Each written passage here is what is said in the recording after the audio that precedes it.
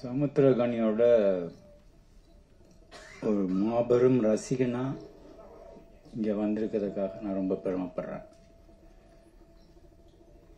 ரசிகன்னா அவன் வந்து ஒரு சிறந்த நடிகன் அப்படிங்கிறது நேஷ்னல் அவார்டெலாம் வாங்கியாச்சு, நிறையா ப்ரூவ் பண்ணிட்டான். இயக்கத்துலேயும் நிறையா ப்ரூவ் பண்ணிட்டான். இன்னும் ரெண்டு விஷயங்களுக்கும் அவனுக்கு நான் ரசிகன். அவனோட கடுமையான உழைப்பு. ஒரு ஒரு நாளைக்கு ஒரு அரை மணி நேரத்தை கூட வேஸ்ட் பண்ண மாட்டான்.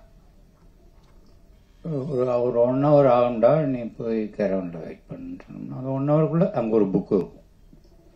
ஏதாவது படிச்சுக்கிட்டு ஏதாவது ஒன்று வேலை பார்த்துட்டே இருக்கிறதுன்றது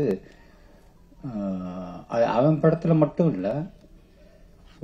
ரொம்ப வெயில், நான் திடீர்னு ஒன்றா ஃபோன் பண்ணி ரொம்ப வெயில் ஜாஸ்தியாக இருக்குடா, இந்த மாற்றுத்திறனாளி குழந்தைகளை வச்சுட்டு பாடு ரொம்ப கஷ்டமாக இருக்குது, 1000 பேரை வச்சுட்டு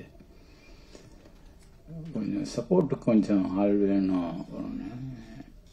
அவனை கூப்பிட்றதுக்காக தயங்கி கேட்டேன், வரவா, எப்போ இன்னைக்கு வருவா அப்படின்னு கேட்டாங்க.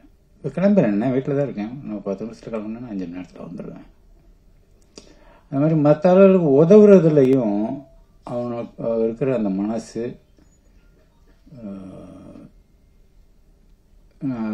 ரொம்ப அதிகமாக பார்த்ததில்லை. குறிப்பாக சினிமாவில் தான் நடித்த படமாக இருக்கட்டும், நடிக்கிற படமாக இருக்கட்டும், மற்ற ரொம்ப சொன்ன மாதிரி அவனுக்கு பிடிச்ச அப்பா மாதிரியான படங்களாக இருக்கட்டும், அந்த மாதிரி சின்சியரான அட்டம்ப்ட்ஸ் எல்லாத்தையுமே வந்து எல்லாத்துக்கும் சப்போர்ட் பண்ணுறதுல அவனுக்கு ஒரு பெரிய மனசு இருக்குது. அதை எல்லாரும் கண்டிப்பாக பாராட்டி தான் ஆகணும். அதுபோக இங்கே வந்திருக்கிற எல்லாருக்கும் வாழ்த்துக்கள். தன்ராஜ், நீங்கள் நல்லா தான் தமிழ் பேசுகிறீங்க, ஒன்றும் பிரச்சனை இல்லை.